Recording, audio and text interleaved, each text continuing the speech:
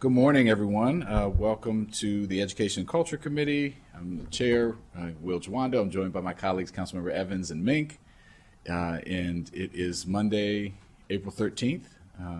And we have a packed agenda today, but we're going to move efficiently and proactively through it. First, we're going to discuss community use of public facilities. This is our first session considering the operating budget for FY27, and the first item will be community use of public facilities. Then we'll talk about public libraries, the Tacoma Park Library non-departmental account, and then we'll have our first of 4 sessions for MCPS's operating budget.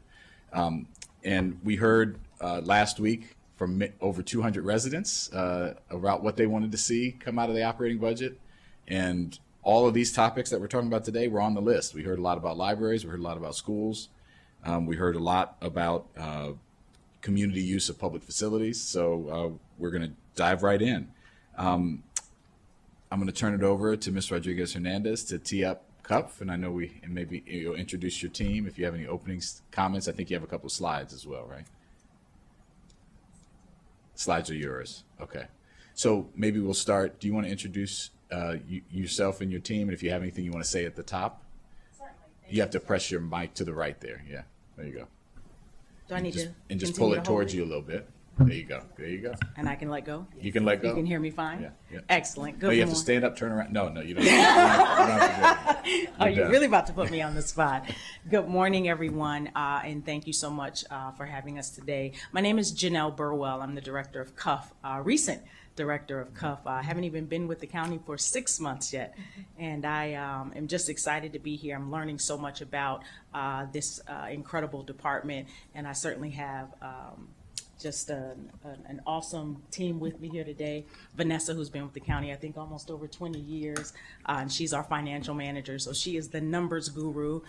So I'm very, very grateful for her leadership on the team, and I'm grateful for her knowledge and subject matter expertise. And then, of course, we have Manur with OMB, who is our OMB analyst. Great. So with All that, right. Wonderful. So if we can turn it over to staff and run through. I know we've got some options to consider, and CE has made some recommendations, so we'll talk through that. And if you all want to chime in on anything, I'm sure there might be questions from colleagues. Then we'll make some determinations, or at least preliminary determinations. certainly. Yes. All right, good morning, council members. Yes, today we will be reviewing CUF's recommended fiscal year 27 operating budget. I have a few slides for your review to highlight both what's in the staff report, including the county executive's recommended budget discussion items, some programmatic updates, and then as noted, the county executive has recommended a second year of fee rate increases for the community use of public facilities. So we will review last year's fee rate increases, the proposed for this year, and some alternative fee scenarios for the committee's consideration.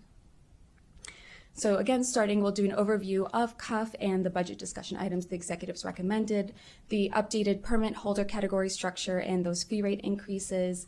As the council president has requested, we will do a little bit of a deeper review on CUF's fund balance policy and then review the committee's decision points. So as you know, CUF is designated as a non-tax supported enterprise fund, which means their revenues stem from fees and charges for the activity. Those fees and charges are designed to recover costs, and the fee is charged to users for goods and services. In this case, is the use of the facilities and the facility rentals and any related costs associated to that. CUF is overseen by the Interagency Coordinating Board, which helps establish policies to increase the access to the schools and public facilities, and that's composed of representatives from county government, Montgomery College, Montgomery County Public Schools, the Board of Education, Planning, and the community. And they can make recommendations to the executive. However, the executive can still propose their own separate recommendations from the ICB or Interagency Coordinating Board. Here's a brief snapshot of what CUF's structure looks like. I will note CUF highlighted a new internal reorganization to streamline processes and create a more efficient, sustainable business model that they implemented over the past fiscal year, but I believe that this is still their organizational structure.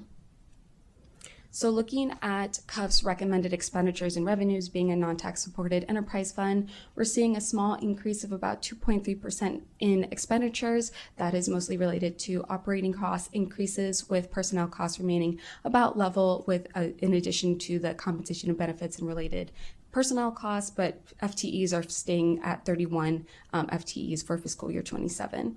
For revenues, we see about a 9.6% increase. That is mostly related to the executive's recommended fee rate increase. As you can see, there's an 11.6% increase in the facility rental fees. So these are the items that were included in the executive's recommended budget. Council staff concurs with all of these, concurs with the executive for all of these items, and they do not meet the council president's criteria for being included in the reconciliation list, mostly because of what they are, and also because this is a non-tax supported fund. Some programmatic updates is that CUF announced one vacancy since October 2025. However, they expect to post that job ad on July 2026 in the new fiscal year. CUF has 2 subsidy programs. That is first the Facility Fee Assistance Program for $75,000. The second is for the Community Access Program, which is specific to the Silver Spring Civic Building at $150,000. I will note in year to date, CUF has awarded 22 organizations awards for the FFAP program out of 61 applicants. They did see an increase in the number of applicants this fiscal year. The award ranges from $600 to $5,500, with the average being about $2,600. And they've utilized about $73,600 of that allocated $75,000. They're recommending the same amount for fiscal year 27. For the CAP program, the CUF has awarded about, 66 organizations an award ranging from $131 to $17,728. The average is still $2,200, and about $145,000 has been utilized of their allotted $150,000, which is again the same amount they expect to provide for next year. The Office of Racial Equity and Social Justice did provide an analysis of their internal efforts and external for promoting racial equity and social justice. They've been rated at a level 4, which means that they demonstrate an emergent commitment to racial equity and social justice. And finally, no specific testimony was received on CUF's operating budget and recommendation from the county executive. So to review the study that was presented last year as part of the recommended fee increases, in 2020, CUF contracted Quality Metrics for a review of fee structure revisions and additional cost-saving measures. That study was published in 2024 and recommended about a one-time fee increase of 30% for community use of public facilities to help recover lost costs and to help revise their fees that have not been updated since fiscal year 2010. As we've seen and will be shown in the presentation, CUF has had growing annual expense increases for both personnel and operating costs. They were significantly impacted by the COVID-19 pandemic, and of course it also relates to helping them to maintain their 10% fund balance policy. To start to understand CUF's resources, they are composed of their beginning fund balance, so any revenues or resources that were not utilized in that fiscal year to meet the total use of resources. Their revenues for the upcoming fiscal year, which are the charges for service or those facility fee rentals, and any transfers from the general fund. But please note that there are some transfers out of the general fund as well, incorporated in those resources. And finally, CUF's use of resources fall into the 2 main categories of personnel and operating expenses, which we will dive into now. So looking from fiscal year 19 to 26, here on the chart provided is the total use of resources compared to the resources they have, the blue being the resources, the gray being the use of those resources, and the orange line is just depicting what their beginning fund balance amount has been, a major source of their total resources. The blue column does include their fund balance in it. So this is just to demonstrate like the proportion of fund balance compared to other resources in their total category amount. And we can see, of course, the decline with the COVID-19 pandemic, with the restricted use and the ability to rent out facilities, and the slow rebound of that post-pandemic, and the high reliance on the fund balance to maintain solvency and make sure they can meet all of their resource costs, with resource costs and expenses increasing annually still related to operating and personnel expenses. And here we can see the fiscal year 19 to 25 hours of paid use. Again, in fiscal year 19 pre-pandemic, we're seeing over 600,000 hours, the dip with COVID-19 pandemic. And in fiscal year 23, we did see a rebound of about pre-pandemic levels. However, you will note that fiscal year 25 levels did decrease compared to 23 and 24, and that's especially relevant as we discuss the impacts in fiscal year 26 and fiscal year 27. Looking at CUF's fund balance, this is just another picture for it, where we have the total resource and the proportion of what is fund balance and what is not. We can see the high reliance on that safety net of the fund balance during the COVID-19 pandemic and continualization of that as we move forward in the fiscal years to the point where now we are at a negative fund balance estimation for fiscal year 26.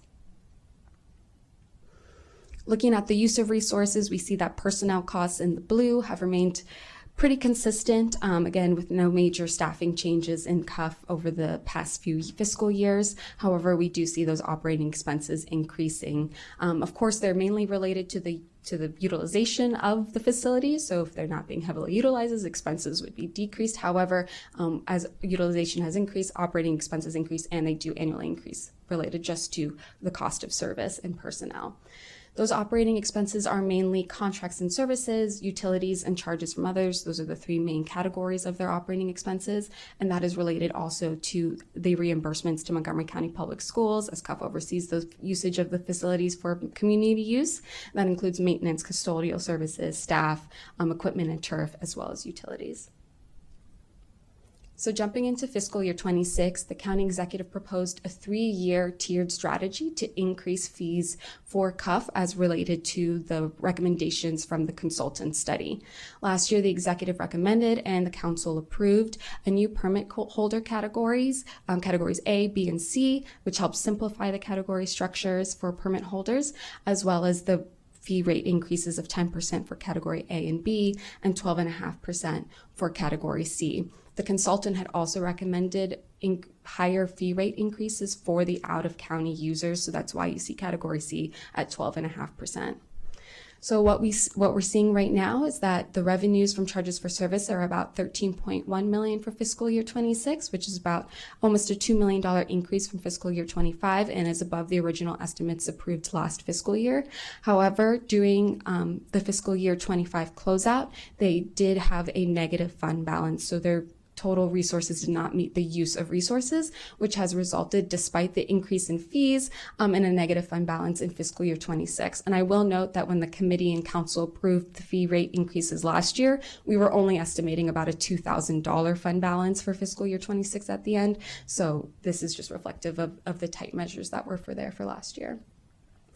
In terms of other related impacts, we're seeing about a little less than half of fiscal year 25 hours of paid use for MCPS facilities in quarter 1 and quarter 2 of the fiscal year, with about, in addition, the council had approved, as the executive recommended, increasing the number of free-to-use facilities. That included our council office building, the executive office building, Montgomery County Public Library, meeting rooms, and police stations. So we're seeing about 3,049 hours of free use. I will note that MCPL estimated about $33,000 in revenue loss from the transfer from being paid to use to free.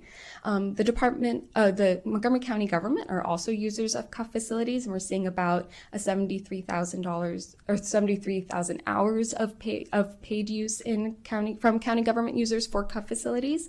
And the Department of Recreation is one of the higher users of CUF facilities due to the services they provide to the community. And we'd like to note that in fiscal year 27, the executive recommended an increase for their budget related to cover the increase in CUF fees of about $22,000.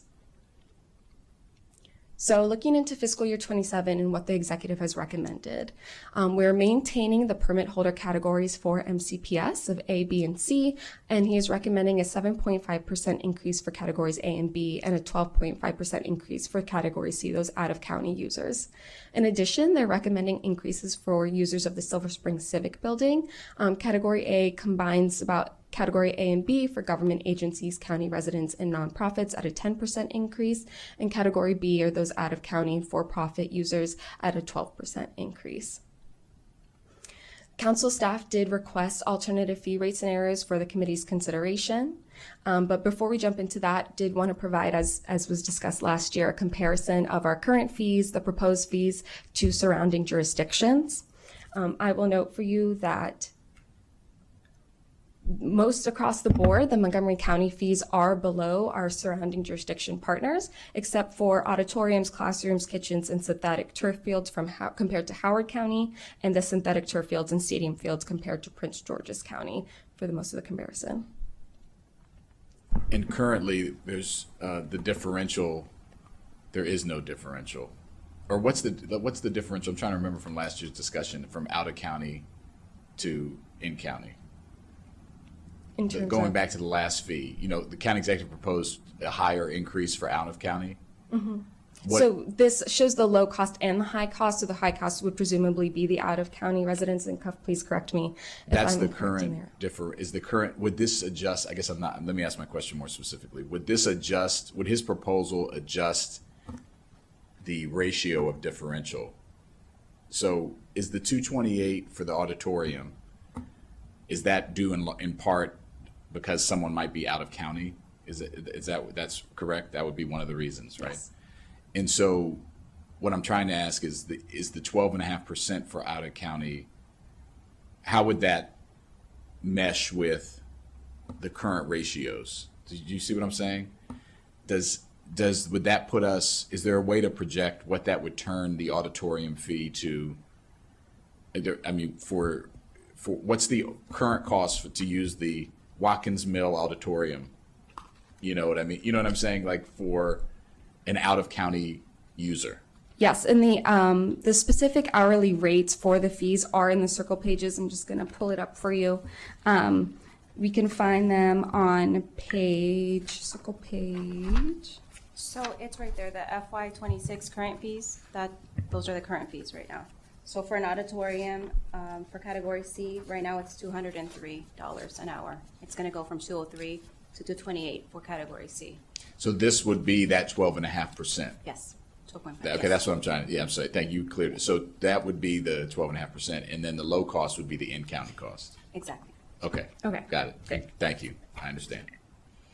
All right.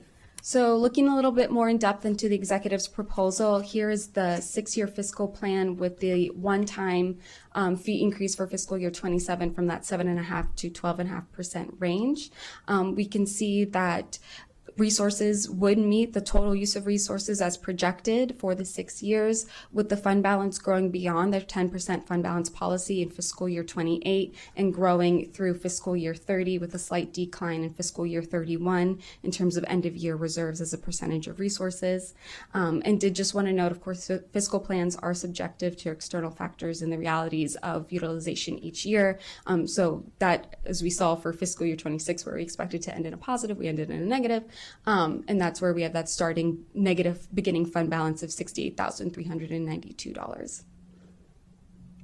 So the first alternative was a no fee rate increase. We can see across the board that total resources would not meet the use of resources estimated by the Committee Use of Public Facilities and OMB, and a severely negative fund balance. Another proposal was a flat 5% increase across MCPS facilities and the Silver Spring Civic Building. We can see that resources would meet total use of resources through fiscal year 30 with a potential negative fund balance starting in fiscal year 31 and through 32. But we'll note again with the subjectivity of projections and actual utilization, that there could be changes to that. And as noted earlier, the executive originally proposed a 3-year fee rate increase. We will have a new executive next year, but this does allow the council and executive and community to adjust to a smaller increase that would make them solvent for the next few fiscal years, and the ability for everyone and all parties involved to assess what that third potential year of fee rate increases could be. The next scenario is a flat 7.5% fee increase. The Interagency Coordinating Board also recommended a 7.5% increase for the facilities in fee rates. Here we can see that resources would meet total use of them throughout the entire 6-year fiscal plan, with the fund balance amount growing to about 10.8% in fiscal year 29, again 10% fund balance, and maintaining that level through fiscal year 30 with a slight decline again for fiscal 31 and 32. So in addition to the budget recommendations from the county executive that the council staff concurs with, the committee has the opportunity to review the fee rate scenarios. Council staff recommends the 5% fee rate increase due to the potential for a third year of fee rate increases in that strategy as proposed originally. And of course, the council and the committee can consider the 7.5% increase or the executive's proposal. I will note that the executive transmitted a resolution related to CUF's fees. That has not been introduced yet by the council, as it did not include the specifically hourly rates or financial basis behind it. However, the committee can so choose if they are going to recommend a fee rate increases to introduce their own resolution that we can work with all parties to include all the pertinent information that needs to be in it, and that can be introduced by the council and then have a public hearing and then be reviewed by the full council in work session prior to action. Thank you, Ms. Rodriguez-Hernandez. That was very complete and thorough. So I'll turn to colleagues momentarily, but I just ask, this is a good slide to be on. We have the options here in front of us. Obviously, the ICB made their recommendation.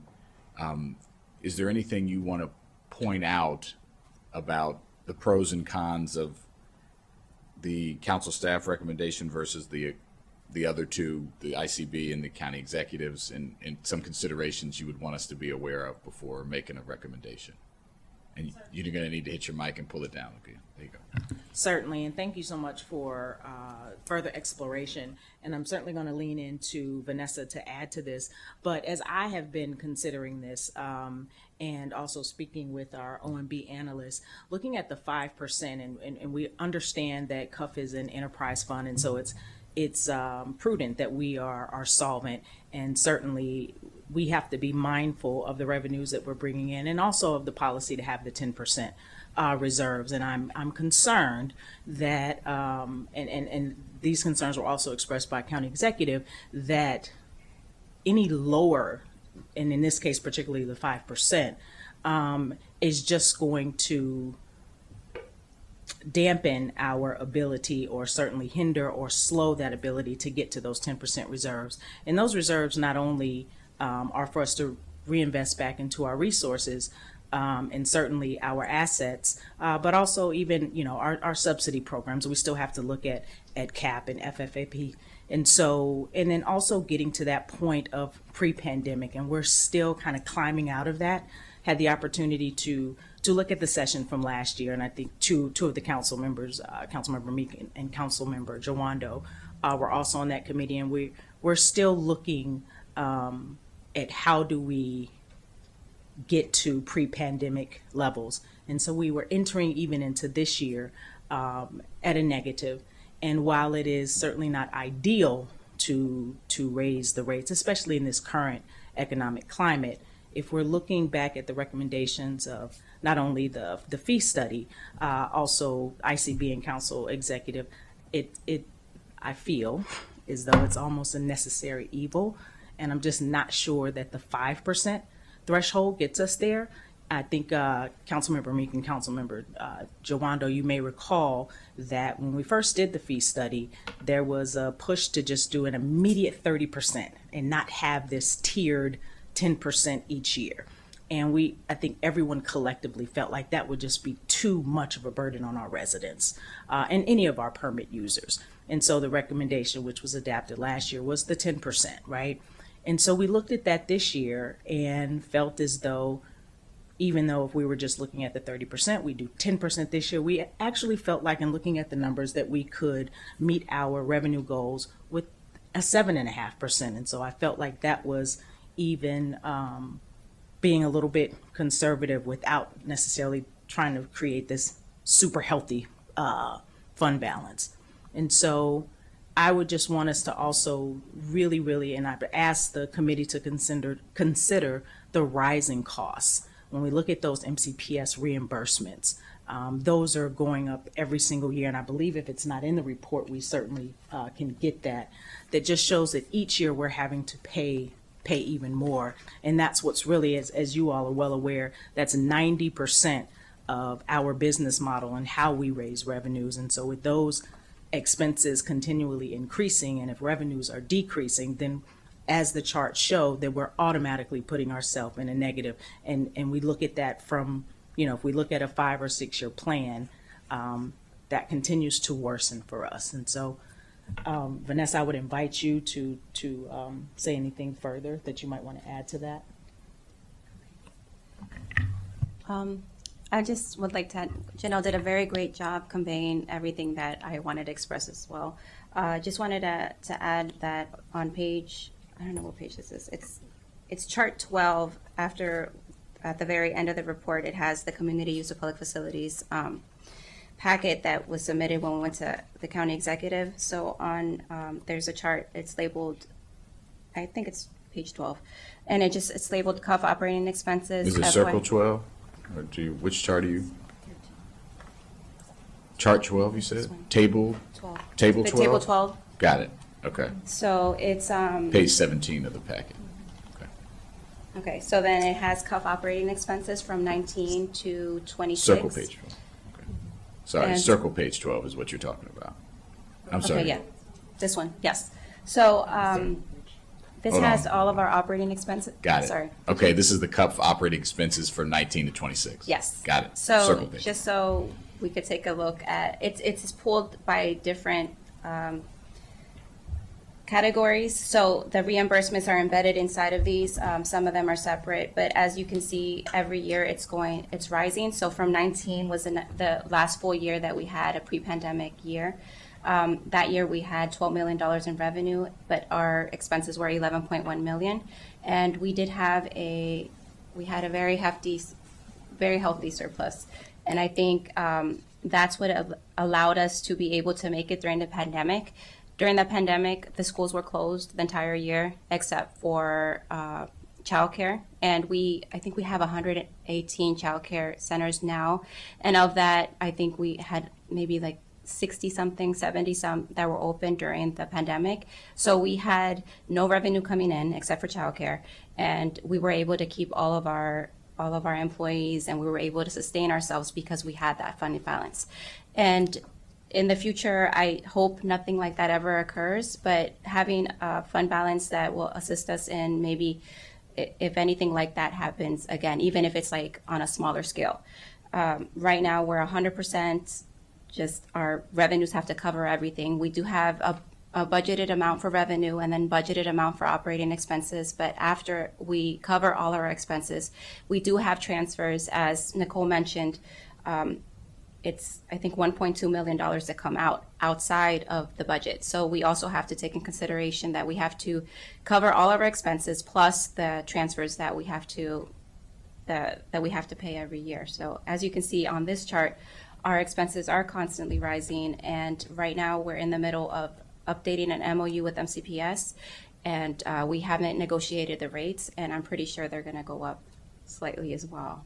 So that's something else that's not here because the current MOU is current and it's going to be good until FY27. But we are going to be working on a new one. We just don't know what the new rates are going to be. So But they won't be lower, that's for sure. Right. We have the superintendent in the back, and I think he's pointing up. He's pointing up. Okay. Do we have a sense of the timeline of that MOU, by the way? I was going to ask about that. What's the? So we did start talking with MCPS, and they were going to take a look at it, and we haven't heard back, but we can definitely contact them and let them know that we want to start the process. And Well, you just did. we were. Okay, yes. So, but right now, as I said, the MOU that we have now, it's good until June 30 of 2027. So, but it does take a very long time. We have to go through the county attorneys on both sides and a lot of different players. So yes, we will start that process. But just to let you know that that's not reflective in the 6-year plan because we don't know what the rates are going to What be. the fees are going to be, yeah. Right. So another reason to maybe cushion it a little bit so you don't, Exactly. so that you can anticipate those fees. Okay. Yes. Councilmember Mink, did you have any questions? No, okay. I will just say, I think, given that, I'm comfortable with the 7.5 across the board. And we can always revisit it. The new county executive can revisit that, and we can, once we have the fee and the MCPS updates and all that, obviously things change if we need to do something different. But I appreciate you pointing out last year's conversation that there was consideration of we are lower than the region. We need to do a big increase. It's just how we stage it, and this is part of that staging. You do have something you want? Okay. And I also want to say on the customer satisfaction, when will we have new data? Because obviously you were implementing in that new system, so it dropped from about 90% to 55%, which we never want to see in usage because of the software issues. But you have been working on that. So what's the timeline for that platform update, and when do we think we'll have new data on customer satisfaction? Well, actually, we updated that statistic. I think it was incorrect, but it's still lower than it was before. We have So been it's working. not 55, it's higher than 55. It's higher than 55. Okay. It is lower than where we were prior, Okay. but we have been working with VSI, Vermont Systems, who are the developers of RecTrack, and we've come across a lot of different areas that we needed resolution, and they've been doing a great job in trying to make sure that we're on a better wavelength with all of our customers. So it's an ongoing process, but I will say that I know that the number is going to be higher than it was last year. And what we typically gather that number when we do program measures. So around July or August, we'll have the new number. Great. So we can come back to that next year. And then the other issue I want to bring up was the racial equity score. And since you are relatively new, this is something we always discuss at budget time, but and throughout the year. And one of the Office of Racial Equity and Social Justice noted that there was not a clear racial equity vision statement or initiatives within the department. And so I'd like to give you the opportunity to say anything about that now, but also just I'd like to come back to this, council staff outside of budget to. I think that it's important in any agency, but particularly when we're talking about use of public facilities, being clear about who has access and how they have access and what we're proactively doing to make sure communities that have been underrepresented do have access. And I know we do programming, but some of this might be a communication issue between the office. So I just would like to allow you to speak to that score. Go ahead, and then I'll follow up. Okay. So CUF does have a racial equity officer, and with the help of this individual, we are trying to incorporate training, mandatory training for all of our employees. And we did speak to having a budgeted set amount for us to bring in someone to do a mandatory racial equity training for CUF as a whole, as the department on a single day. And I think we're going to try to do that every year. And we're trying our best to make sure that everybody's in line with what the county would like us to portray, and to make sure that everyone is treated the same across the board. So we try to educate all of our employees and make sure that everybody that comes on board is on the same page with what our mission is. Thank you, Vanessa. And I'd also like to add, and that's certainly from the training of our personnel, but to your point in terms of outreach into the community and making sure that our facilities are equitable, one of our new divisions, if you will, that's also outlined in the org chart is we have a community outreach now division that is proactively, especially with the onboarding of our Wheaton facilities and going out into the Wheaton community and just being proactive and making sure folks that are even aware of CUF. As I'm learning, there's a great majority of our county that just isn't aware that these services and these buildings are available for their use. And so one of the things that I've really tasked our leadership with doing is making sure that we are starting to brand ourselves, that we are getting out into the community and making sure that people are aware. Had a really positive meeting with Director Darcell for libraries and how we can be more visible in the libraries, because not only do the libraries have their own meeting spaces, there are spaces reserved specifically for community use, and how can we, whether it's bookmarks, whether it's placards on, just letting QR codes, whatever that can look like. So my own background is marketing and communications, and so of course I'm bringing that into CUF, this whole MarCom of how we can make sure that our residents are aware that they can use these facilities. And so there's also that outreach and making sure that we are very intentional in the diversity. I appreciate that, and so would like to hear. We'll hear more about that throughout the year. I think the 7.5 increase, going back to that for a second, is important to put in the context of, we're discussing nonprofits are some of the users of these facilities, and the county executive proposed a 2.5% increase for for what all the things they have to do. And this is one of the many, many fees that will go up and impact the work that they do. But obviously, we need to make sure you're solvent. But it's just, I think, another reason why we heard a lot about why that's not enough. So Councilmember Make. Agree with all of that. I also wanted to raise an issue that I've been hearing about from the Commission on Aging and Disability, as well as from one of the villages that's in my district, which sounds like it's a part of a common experience in certain areas, which is how, especially in certain areas where there's not as close access to, say, a recreation facility where larger spaces can be rented, that the expense of renting through CUPF, renting space as a village, this is our village, our senior villages, that it's a significant expense. And so they're wondering, it's not really a fit for the existing subsidy programs. And this could happen outside of budget potentially, but would love for you all to see if there might be a recommendation that you could come up with to be able to provide some kind of subsidy or assistance that could be made available specifically for our senior villages or seniors, especially as we think about how their population is really booming and growing, and thinking about how we can really incorporate them intentionally into our policies. And we do rely, of course, on the villages where we have them as a major community organizing hub and a space for socializing, and a space also for our county resources to be shared as a vehicle into those communities in a targeted way. So that would be great. Absolutely, and thank you so much for flagging that population so that we can be more intentional. And of course, again, I mentioned the relationship that we already have with libraries, over 20 libraries where there is 100% free usage. And so that might be an opportunity. I'm not sure of the access to the libraries, but again, you flagged it, and we'll certainly make that a priority in our office. Great, thank you. Mm-hmm. Thank you. Okay, so I think if colleagues, yes, Councilmember Evans. Sure. Thank you. So nice to meet you, Director Burrell. I appreciated your comments that you had to say. You were very convincing because I was all ready to do the 5% increase.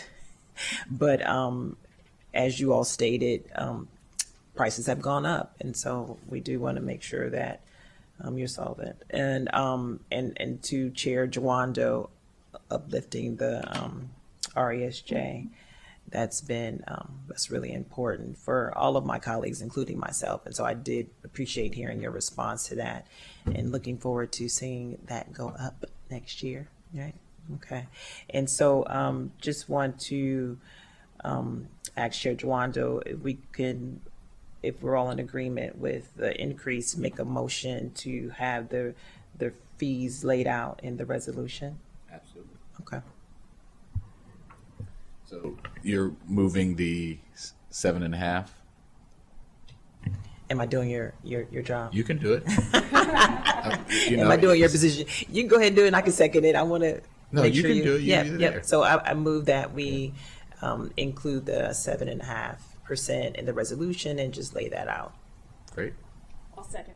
All right. We don't always do that on committee because there's 3 people, but we're going to do it today. So all those in favor of 7.5% as laid out and recommended by the ICB, raise your hand. There we go. Okay. So that'll be the recommendation to full council. Again, this is a recommendation to full council that we are 3 members of 11, but I think considering your fee supported, I'm hoping this will stand. But thank you for your feedback, and council staff, Mr. Rodriguez-Hernandez, anything else we need to talk about? Okay. Well, thank you all very much, and welcome. You made it through your first budget session. I did. Thank you very much. And we look forward to coming back on the issues of the seniors and on RESJ post-budget. And just confirming the committee concurs with the executive's recommendations for all other budget Yes, changes. without objection on the other recommendations. Absolutely. Yeah. Thank you all very much. Thank you. All right. So next we have our amazing, awesome Montgomery County Public Libraries coming up.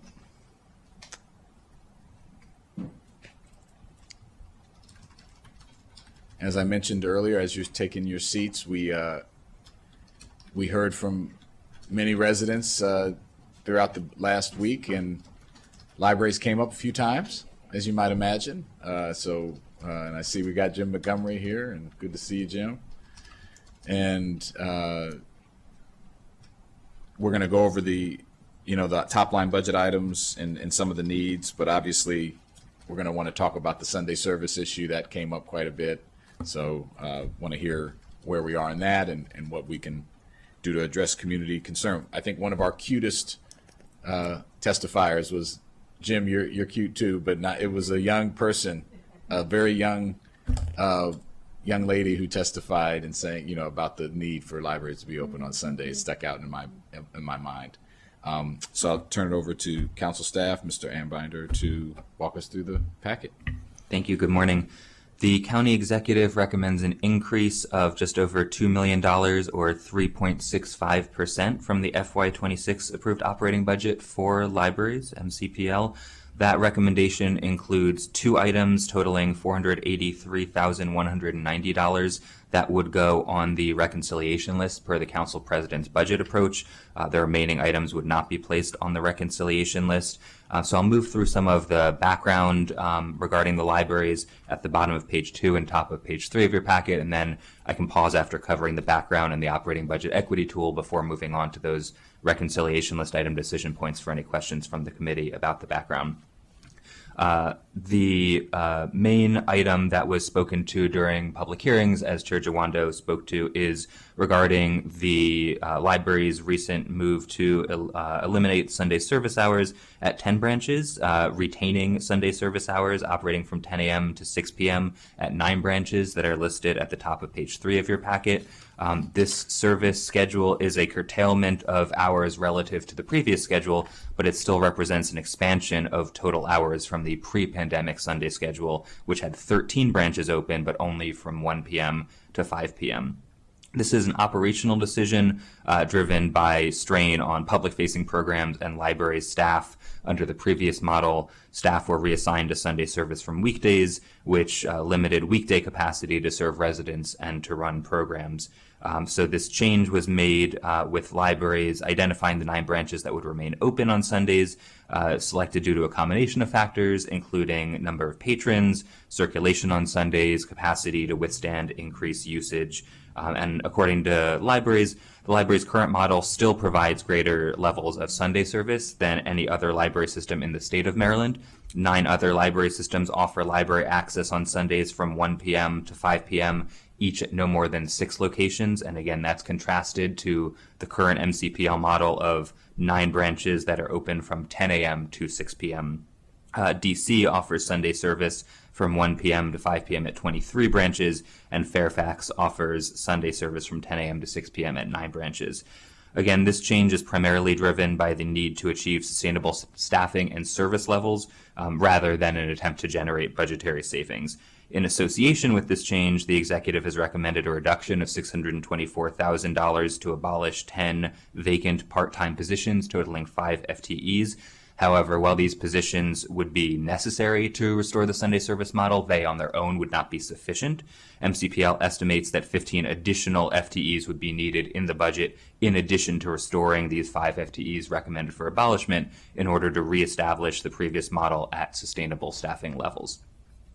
Just moving on briefly to the operating budget equity tool analysis on page 4 of your packet. As the committee is aware, ORESJ offers a rating for each department on an 11-point scale, and MCPL was issued a commitment level rating of 11, indicating that the department demonstrates a proactive and strategic commitment to advancing racial equity and social justice.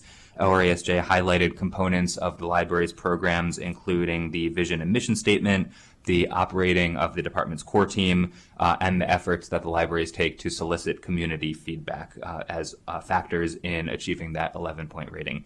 So again, there are 2 items for the committee's consideration for adding to the reconciliation list, which I'm happy to go into, but before that, happy to turn it over for questions. Yeah, thank you. I'm going to turn it to the lead for libraries, Councilmember Mink, who I'm sure will turn to Director Graham as part of her leading this conversation. Councilmember Mink. Yeah, thank you, Mr. Chair. So obviously, everybody wants all of our libraries open on all days of the week as much as is possible.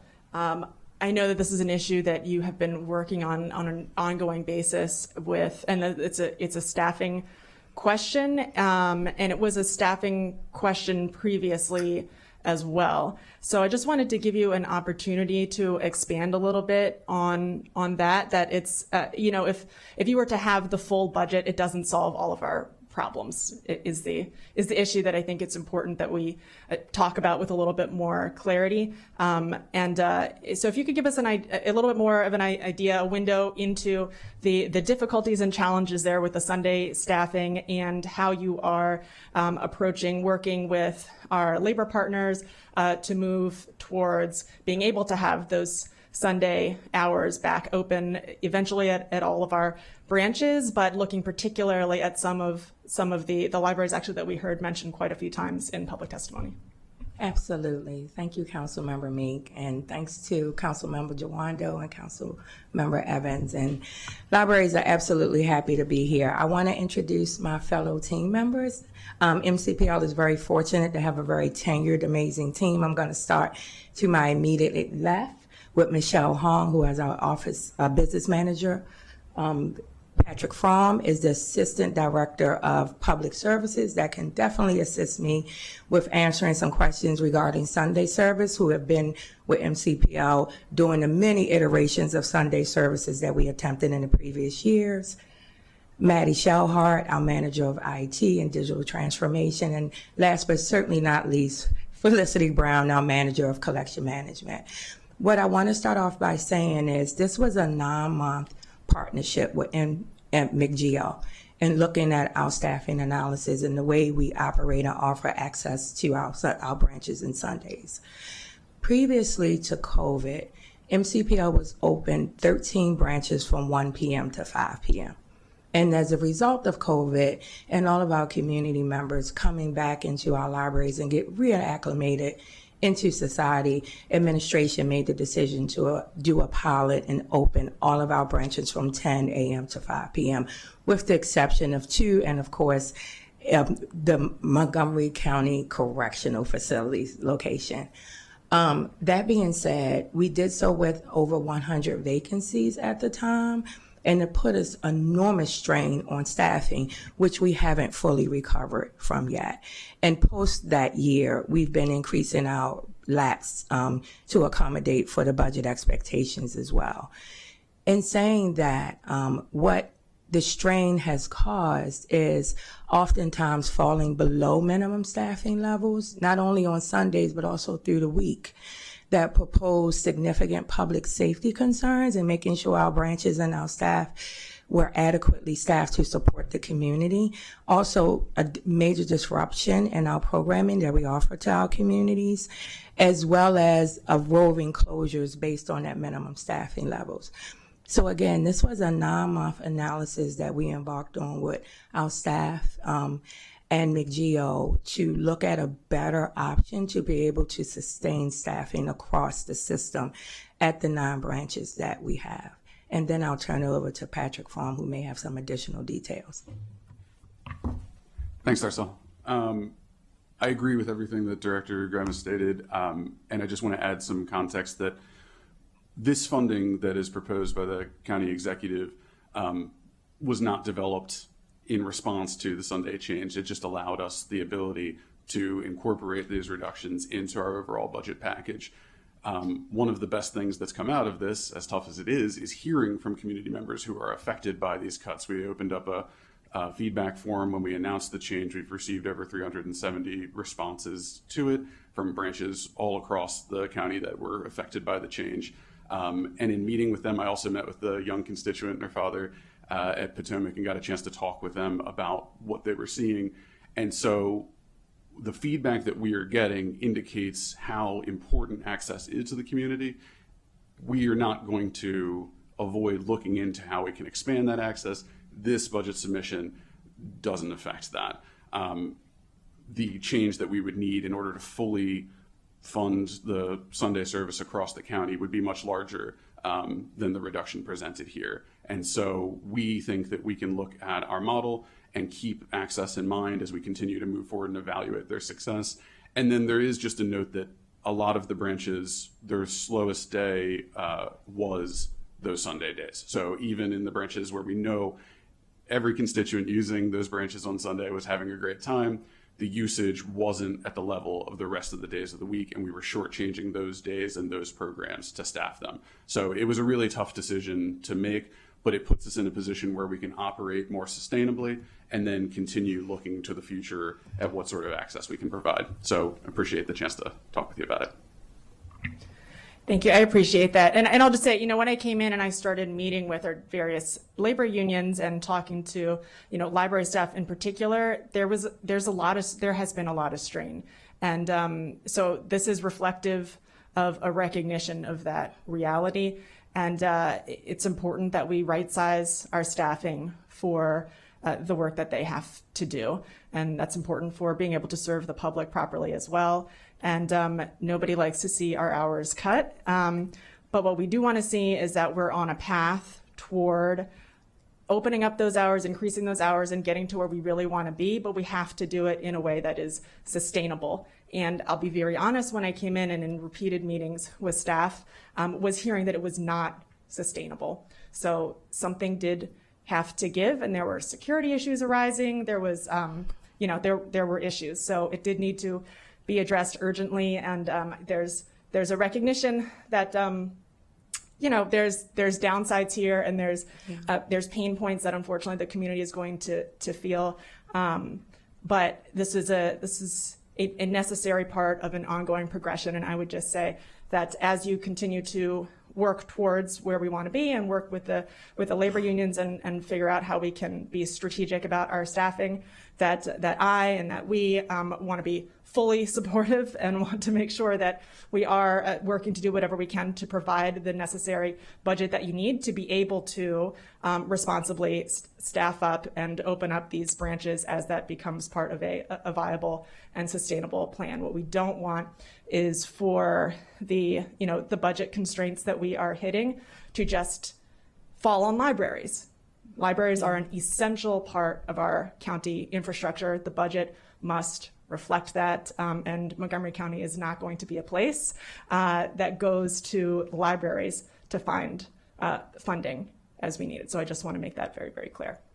Councilmember Miming, thank you so much. And what I want to also thank the public for all of that advocacy for sustainability in our budget. I think it's really important and really heartwarming to see the number of people that came out and testified for our budget. So I just want to publicly thank them. But I will also say, because we've also gotten questions of why didn't we return to the previous model, which was the 13 branches from 1 to 5 p.m. And here in the county, as a department, the only library system in Maryland that's actually a department of the government would require us to either offer comp time or compensatory time or overtime, or as we did in those previous models, ask staff to work 10 and 12-hour days to accommodate the deficit in the 4 hours from being open only 4 hours on Sunday. Mm-hmm. And we in libraries didn't think that was sustainable as well. That's why when we were opening the 13 libraries from 1 to 5 p.m. pre-COVID, it put an enormous strain on staff, as well as a big hit to staff morale, having to work 10 and 12-hour days to accommodate it. Thank you. Important point. I appreciate that. One last note that I'll make before I hand it back to the chair is that a conversation that we had recently that I just wanted to lift up is that I've also been hearing from community members about the need for passport services to be more accessible in our community, especially primarily with the issues around ICE and the attacks on our immigrant community, and the importance of, to many families of getting passports in advance of any such incidents, and then sometimes in the after effects, which is very, very challenging. And so that accessibility right here in our community is really, really important. And our libraries are a hub. And what I learned actually when I asked in Prince George's County about their library services, which include passport services that rotate through their branches, and I asked them about that, and they said, well, you have a resident expert on that in the director's seat. So I just wanted to give you a quick second to speak to that. Oh, sure. Thank you so much. We're going to look into adding passports this upcoming fiscal year and doing analysis and look for some recommendations on how we can support that in Montgomery County. There is a need to look at a different staffing model, and working with McGeo is going to be very critical to evaluate those sort of services. This year, I would like to really thank the team, because while we didn't look at passports, we did look at expanding access by offering free printing. And I think that was a monumental task, and definitely a huge benefit to our community, not only as we're now in the midst of tax seasons, but as well to our community and help for immigration resources. And I think having that access is extremely important. So happy to look at passport service in this upcoming fiscal year. Thank you very much. I yield. Thank you. Councilmember Evans. Sure. First, I'll start off by saying kudos on your 11 score for RESJ. That is awesome.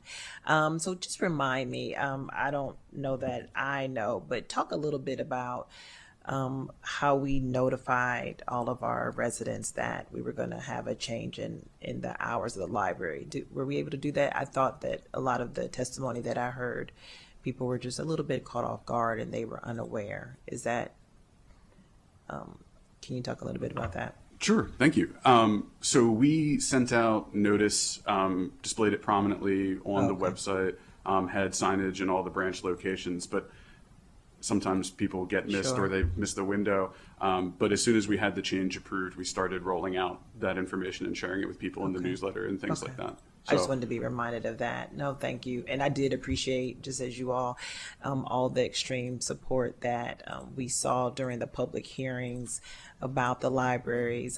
We had Mr. Williams here, who his son is an astronaut, coming and advocating as well. And then I thought it was very timely. I started watching a movie on Netflix called Giving Hope.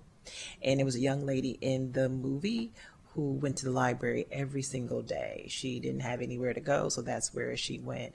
So our libraries are really valued. But I do know that there are funding constraints, right? So that's not on you all, but definitely noted that our community thinks very highly of our libraries, and your score is just reflective of what resources and how people feel comfortable coming there. And I do know that you provide a variety of support and free resources in regards to tutoring, and you did your summer program. So very much love our library, and we will keep that in mind as we think about funding and in the coming years how to make certain that this is not an issue.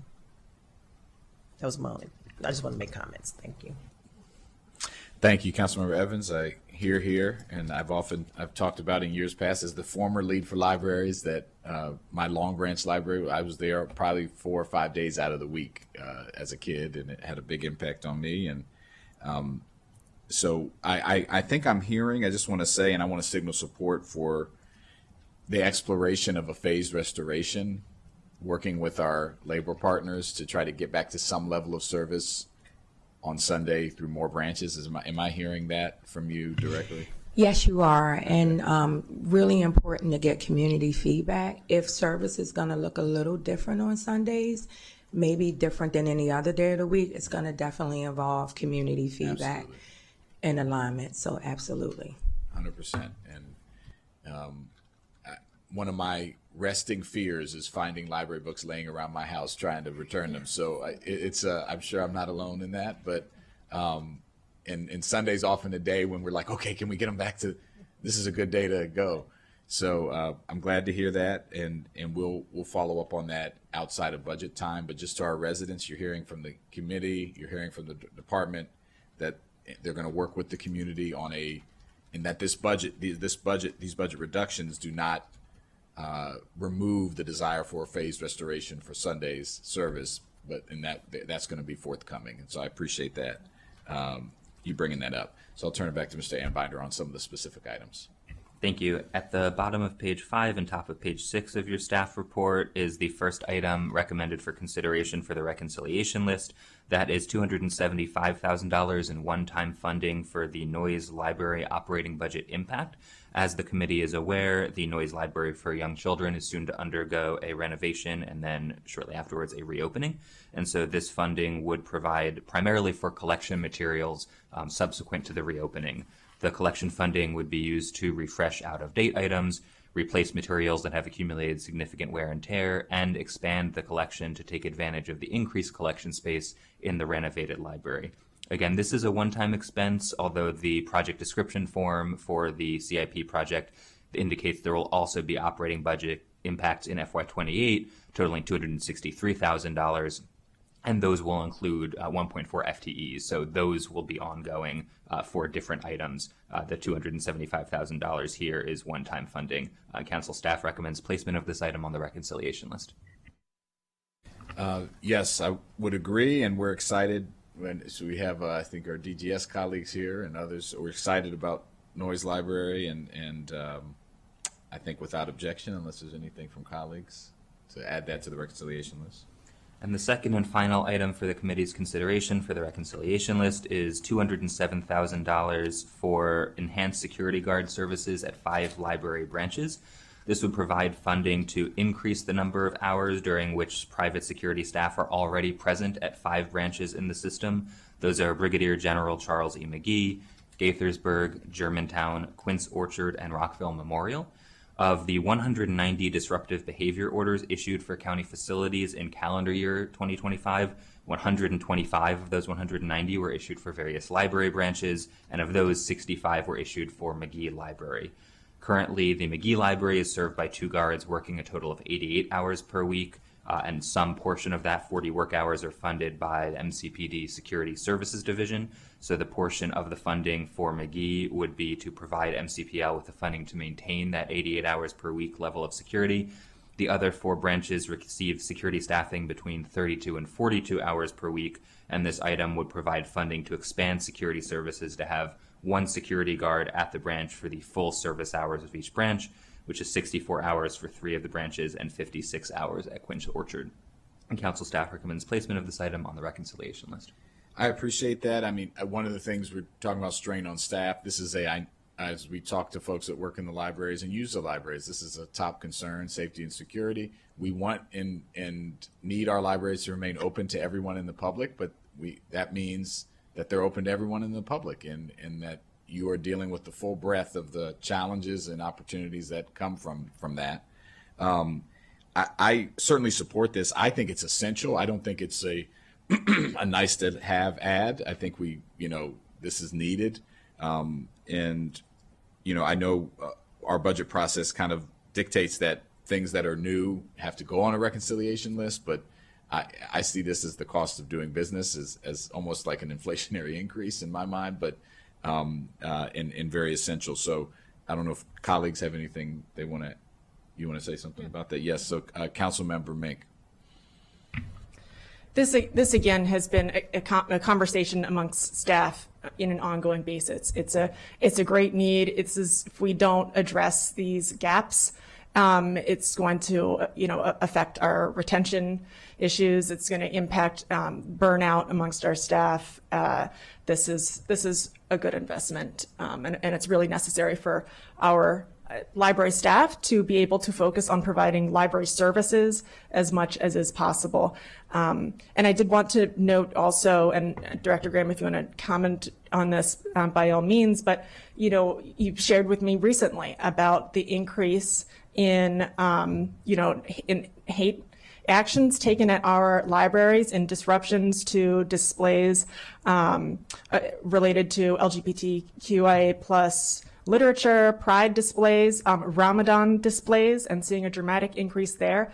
And I want to be very, very clear that that is not who our community is. I'm very proud of our libraries that in no way is this going to change the kinds of displays that we have, the books that we have. That's who we are in Montgomery County. And the fact that there are, unfortunately, a very small number of people who will do this type of thing, who are being empowered by our current federal administration and the climate that they are creating. That again, very small part of our population who are being empowered. And we have to make sure that we are standing ever more firmly in who we are and in our values of diversity, of equity, and of inclusion, and continue to celebrate that loudly and proudly. And we need to make sure that we have appropriate resources in our library to be able to do that. Thank you, Councilmember Ming. I want to just thank the council and the county executive and the community. It is my honor and my privilege to work for Montgomery County Public Libraries because of what we stand for, and that's access to everyone in our community. And we don't choose. We buy everything and let our community tell us what they would like to have. So it's freedom of choice. Libraries, public libraries in particular in our country, are under strong attack on book bans and censorship, and Montgomery County, unfortunately, is not absent of that. We've taken every measure possible. I'll let my manager of collection management speak about what we do and how we buy our materials to make sure they're reflective of our entire community. And in that being said, there are library systems in this state who are not able to buy certain materials for their population. And I'm very proud that Maryland libraries are a state that we share our resources across this state. So as a former employee of Baltimore City who also shares the same rights in the State Library Resource Center as well, it is not unfamiliar times for libraries. Everything we do and everything we don't do is very much in the public realm. And it's unfortunate that in this current climate that people feel threatened by our programs and some of our materials that we have, and we want to hear from them as well. They are also represented in our programming and our materials. So with that being said, I'm going to turn it over to my manager of collection management. Thank you, Darcel. Yes, we do take concern with those individuals who feel like they need to remove things from our collections. I always tell our staff to remind themselves that what else is going in that person's life, that they needed to abscond with a library book and to handle it with grace. But we do use those challenge books as our own shopping list to make sure that we are refilling our collections and making sure that those high demand titles are coming back, and we backstop them with electronic collections, which are harder to remove. But we are here for everyone. And so we take that very seriously. And sometimes the things we buy are things that are maybe not politically aligned with every individual member, but we need to have every side of every argument so that we can have discourse and talk about why is somebody offended by this book, why is somebody offended by this book, and have conversations as a community together from all perspectives. You can't have an argument against something if you don't know what it is that you're arguing against. So you do need that representation across all belief systems, all perspectives, all walks of life. So we really do welcome customer suggestions. We have a very public purchase suggestion form on our website. My staff strives. We, in the past few years, have been buying about 40% of things that are suggested, that are, if they're available, if they're in print. If a customer wants it, we know that's something that's going to circulate. We want to make sure we get that into the hands of customers. And we see things across every topic, every language, we are trying to be there for everyone because that's who Montgomery County is. Point very well made. Thank you. And MCPL is thus part of an unfortunately ongoing but historically reoccurring conversation. We know that attacks on books, attacks on reading, much like attacks on our schools and education, come along with these attacks on against our diverse community and along with the rise of fascism. And I love that you said that you use those removed books as your shopping list, because we are not going to slow down. It's not going to chase who we are. Thanks. Hear, hear. Anything you want to add? Councilmember Evans. I was going to say, it's just so unfortunate that we even have to resort to having security at the libraries, but I appreciate you all being very candid and sharing what's happening. I'm certain people do not know what all you go through on a daily basis in dealing with a few residents that have varying viewpoints. So yeah, I'm being gentle, but yes, it's really unfortunate. So I will, as my colleagues have stated, and I appreciate the leadership that Councilmember Meek is showing with partnering and working with MCPL as the lead for libraries. And I will make certain, as my colleagues stated, that we do raise this to our other colleagues as we consider all the information that we'll have to contend with during the budget. But I know that they're all very much aware and they're very much supportive of the work that you all are doing. So I just wanted to state that. So without objection, we'll add that, and if there's a way to put an asterisk by it, or and uplift how important it is, especially given just the normal strain of the libraries, but this extra added layer. And thank you for all the work that you all are doing. Is there anything else, Mr. Ambender? Nothing else, thank you. All right. Well, with great appreciation, thank you, libraries. Thank you so much. All right. We have our third item, the Tacoma Park Library non-departmental account. And I see our great team members here.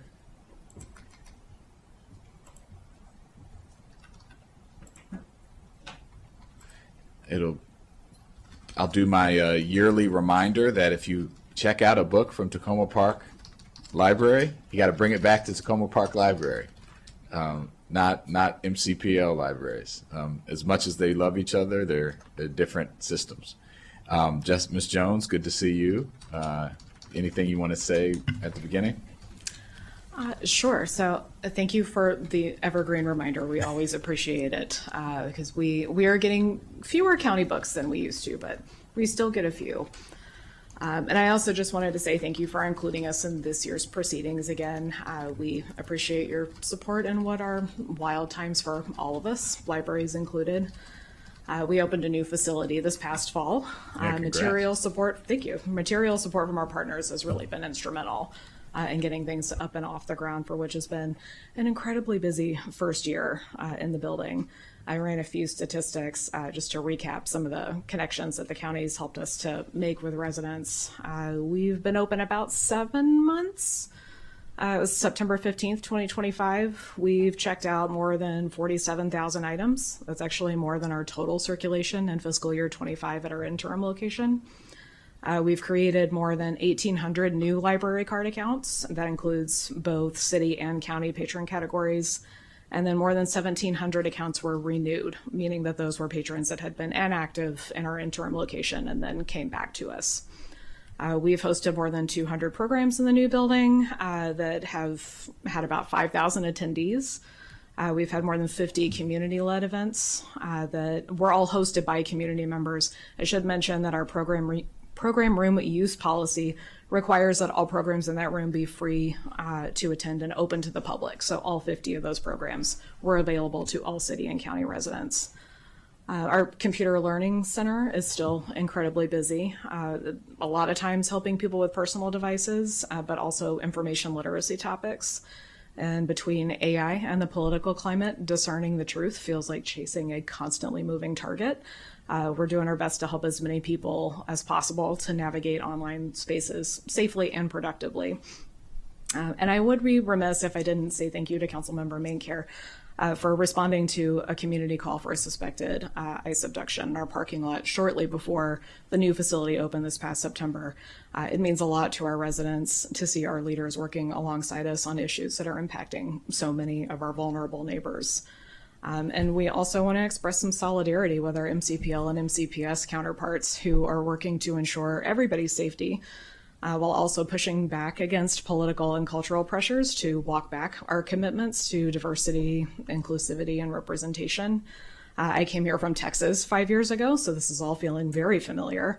I wish we didn't have to fight this together, but here we are, and we'll keep at it. It's a community struggle, and Tacoma Park certainly takes our larger responsibilities seriously. But that's all I have. If there are any questions or things I can elaborate on, I'm happy to. Thank you so much, and appreciate those comments, and congrats on more circulation, the new building, and just being well positioned to meet the needs of your residents. I'll let Mr. Ambinder just bring up the financials of it, and then we'll see if colleagues have anything they'd like to say. Thank you. The executive recommends an increase of $17,780 from the FY26 approved operating budget, which is an 8.04% increase. This increase is based on a formula set out in the county code, and so is not required to be placed on the reconciliation list. Council staff recommends approval. I think without objection, and the good thing is you don't have to fight for your money. It's going to come. Yay. You know, assuming once we pass a budget, which we will. Anything you want to add, Councilmember Mink? Anything, Councilmember Evans?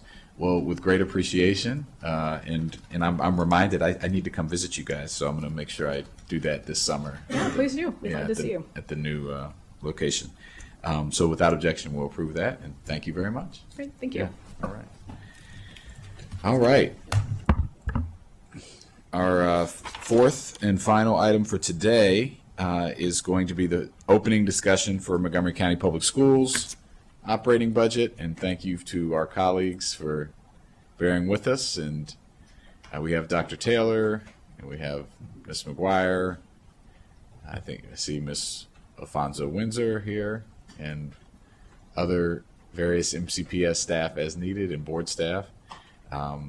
So just to talk about the process before I turn it over to council staff and the superintendent, we're going to have, this is the first day where we'll do an overview. They'll talk about the fiscal summary, the revenues and expenditures, state aid, the blueprint, maintenance of effort, fund balance, and racial equity statements.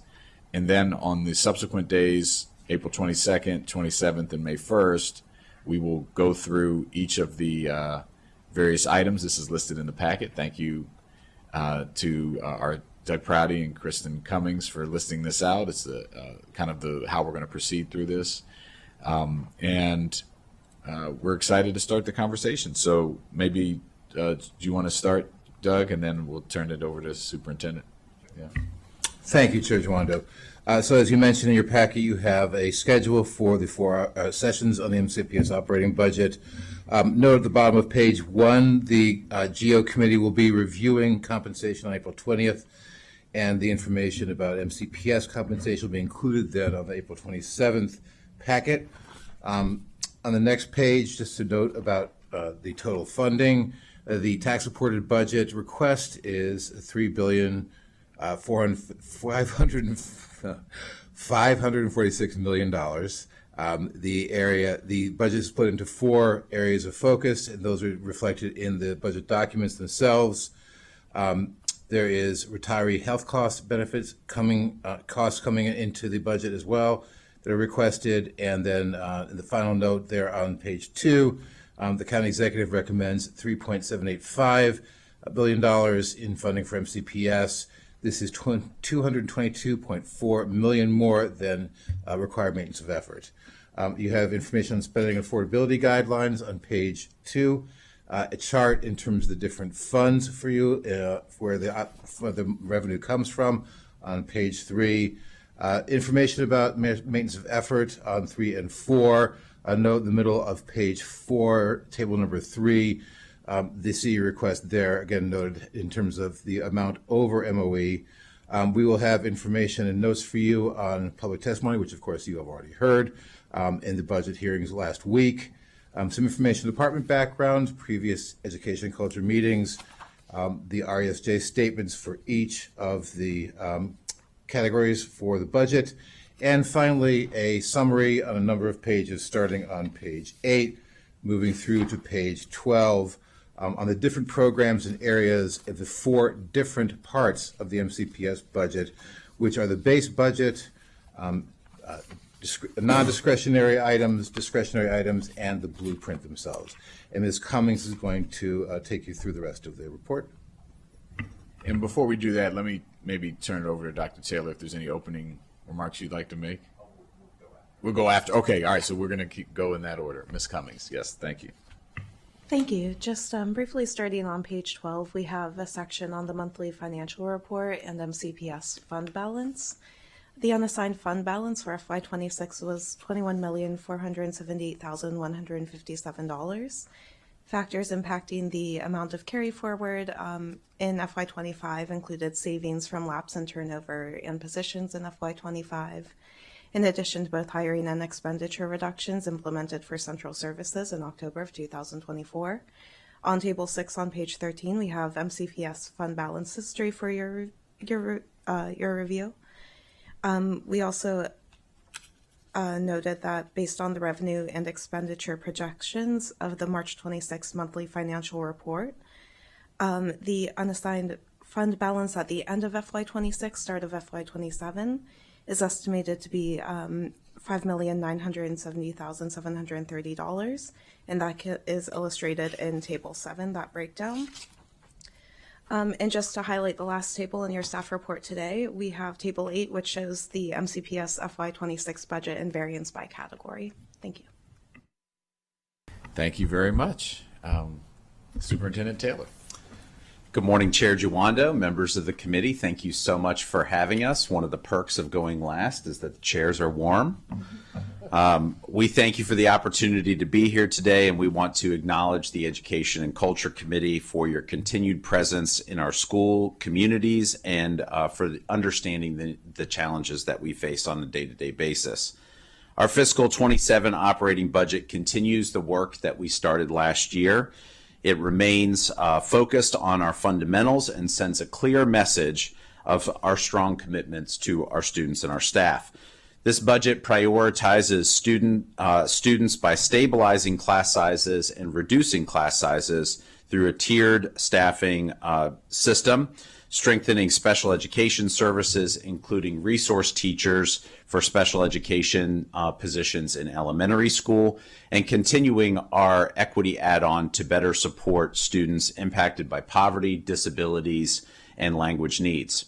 The total request is $3.8 billion, which is $189.8 million, or 5.2% of an increase over the current budget year, with the local portion increasing by $179 million, or 7.8%.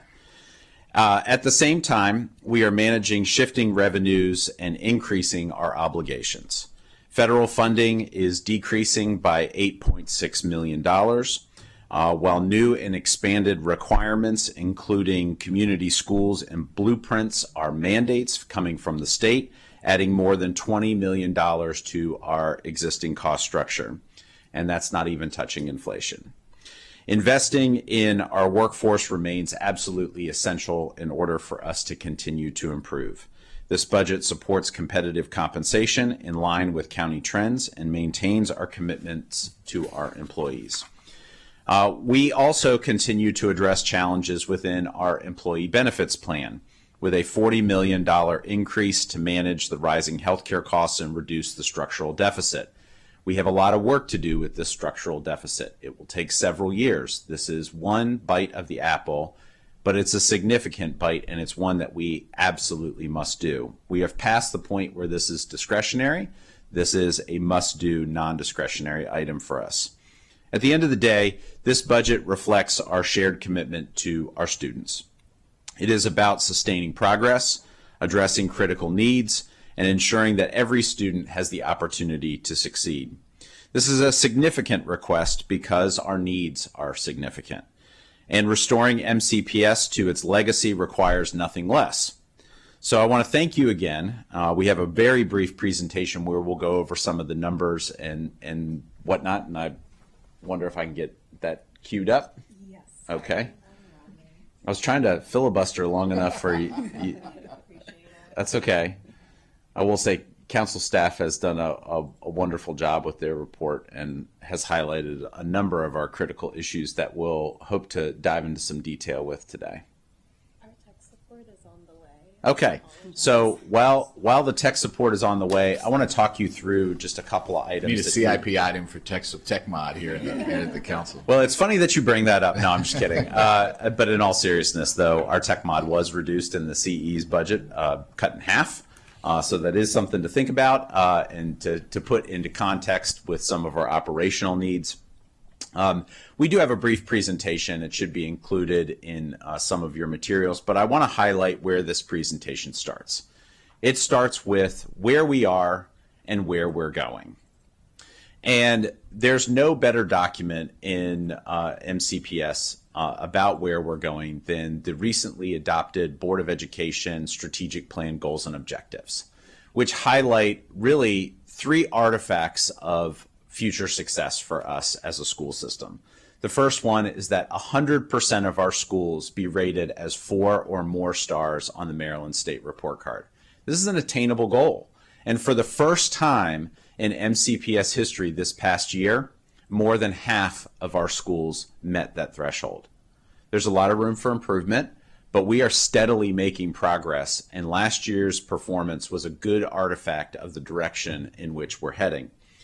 Another goal, to improve our proficiency rates by at least 50% in targeted reporting areas, making sure that our students with disabilities, our English language learners, and those in poverty have everything that they need to be successful and that they are actually meeting their performance benchmarks on par with their peers. And our last really significant artifact of success is to have at least 95% of our students who are graduates to demonstrate the knowledge, skills, and experiences they need to thrive in an ever-changing world.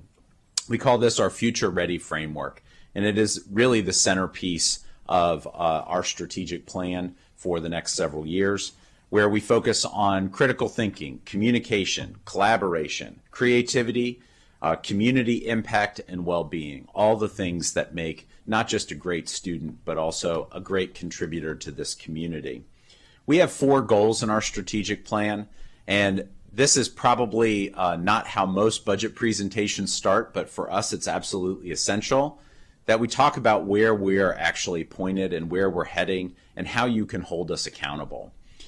Different than what we've done in previous strategic plans, we actually have report cards and scorecards where our community can follow along with us to see that we're actually doing the things that we say that we're going to do and that we are held accountable to those things in 4 domains. Academic excellence. Are our students reading on grade level and performing their mathematics on grade level? We should be held accountable to that. And right now, our performance has not been stellar, but we are definitely pointing in the right direction. Whether or not our kids are prepared for life after high school. Believe it or not, this is not something that starts in high school. This is something that starts in elementary school, goes through middle school, and has a progression into high school. And it looks a little bit like this. When we build career awareness, we are doing this in elementary school. When we ask young people what they want to be when they grow up, they have only a handful of answers, and they're typically the things that they know. Well, if we can expand that answer to be something more significant, we can expand their understanding. We should be giving a lot of exposure at middle school and providing opportunities for planning for life after high school. But they also need those soft skills and those executive functioning skills to be successful in life after high school. So that needs to be a focus of the school system. Every kid deserves a positive, safe, welcoming, and inclusive school environment. And we think that that's the case too. And we have some benchmarks that we've set aside in our strategic plan to make sure that that's a reality. And the last goal or domain that's in our strategic plan is really to make sure that we have a highly qualified and diverse workforce. I'm very proud to report that this year is the first year in MCPS history where the majority of our staff is non-white.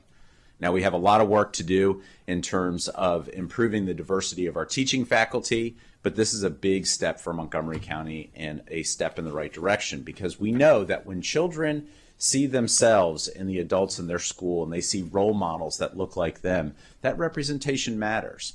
And as a result, we're inspiring our next generation of students to be leaders in this community. I do have a slide in our, we got it. Go ahead. There we go, yeah. Click all, see, we already talked about all this. Let's go back one more real quick. So over on the right there, in our strategic plan, you can actually follow along with scorecards to, there we go. Scorecards to keep progress with us. We're updating this every quarter and in a very formal way annually. Next slide, please. Something to be mindful of to kind of set the stage of where we are as a school system is to talk about the students that we're serving. We have a very large free and reduced meals group of students. However, this is really just the tip of the iceberg. As you may have seen this past weekend, we did a fundraiser to offset meal debt in our community. There's a large bubble group of students who either do not access or can't access our farms program. And as a consequence of that, they are really on the bubble in terms of affordability. And that's a real barrier to their success. Students who are hungry, students who are struggling with food security and shelter, they have a hard time learning for understandable reasons. And so we do have to be mindful of not just this number, but also the group of students that is on the bubble right above that. Our students with language needs, with disability needs also is something that has continued to grow over the last several years. And though we are a school system in decline in terms of enrollment, we are starting to see some movement upwards in terms of our students with disabilities, and that's reflected here. Next slide, please. Last year, you had the broccoli budget. This year, you have the vegetable salad budget. Unfortunately, there's not a ton of protein in this budget, just like the budget that we provided last year. It does build on the strategies that we started last year and does feature a focus on our fundamentals. You will hear more and more about instruction, both in this budget and in future budgets, because that is our core business model. And when we're looking at ways that we can enhance the school system, it really comes down to just that. You've already introduced my team, so I'm going to pass things over to our Chief Financial Officer, Yvonne Alfonso-Windsor, who's going to go through the numbers at a 30,000-foot view, and we'll go from there. Thank you. Thank you, Dr. Taylor, and members of the Education and Culture Committee. I will go over the numbers, at a very high level, just to give you an idea of where our budget stands right now. So first, we're going to talk about revenue. Can we move on to the next slide? So as you can see here, our total, the total change in our budget is $189.8 million, $107 billion, $179.6 of that is local funding. Our state funding increased very little this year, about $16 million, and there's strings attached to that increase, like the funding specifically for community schools, the students with disability, and our farm students. Our federal funding is decreasing, and we expect that this will continue to decrease over the next several years. This is a decrease mainly on Title I funds. That was about $6 million, and in Title II funds, which decreased as well. Enterprise and special revenue. Before you move on, Ms. Alfonso-Windsor, I think what I'm going to do, since we're just going to go through this, we'll pause and ask questions as we go. So if that's okay, because I think then when we finish your slides, we'll be almost finished. So with this one, and so just on this, since the slide's up, and I was going to ask this question. So the big red on the 8.6, you said the federal funding down 8.6 million, that will likely get worse. Could you just talk about, so you said 6 million from Title I, just so for the millions watching at home, those are our schools that have the highest levels of poverty. Title II is related to teachers. And so maybe you could talk about, I don't know how much that you said is coming out of there. If you could just break down where this is coming from and then forecast the best you can of what concerns you might have in future years in this bucket of federal funding. Sure. So like I said, the bulk of this, about $5 to $6 million is Title I. We were thinking that this was going to happen. So we projected in advance last year that, we would get hit with, a big reduction in Title I this year, but that means teacher reduction, additional supports for the about 40 Title I schools that we have, and those are schools at a highest level of poverty in Montgomery County. Another portion of that is the Title II, like you mentioned, that is for teachers' professional development. And what this resulted in is we had to shift consulting teachers from the federal grant to the local funding because our professional growth system is based on having those consulting teachers providing support for our staff, for our new teachers. So that is part of the $179 million that we see on the county side, is that shift from Title II. There was a very little reduction in Title III, which is the Emerging Multilingual Learners Grant. We are anticipating that in the future that would be really decreased substantially. The administration's budget, the nation's budget that just came out, they are proposing eliminating most of the Title III funding. So we know that that will probably be coming, if not next year, the following year. And what would that mean for, how much? It's about $3.5 million for 3.5. MCPS. Okay. And that would hit next year. Yes. And similar that to would- Title II, would you be looking to shift that into the local contribution? Or I'm just trying to get a sense of how you're thinking about that. Yeah, and for the folks watching at home, Title III, of course, serves our English language learners, and it is immediate and direct services to schools. So it would be in our best interest to serve that locally and to make that a part of our local budget. And I just think it's important for people to understand that. I mean, these are critical services as the federal government is stepping away. Even though it might not seem like a lot of money, it's really important money for some of our most important populations where we're trying to increase student achievement. And so I appreciate you digging into that. Is there any IDEA in here?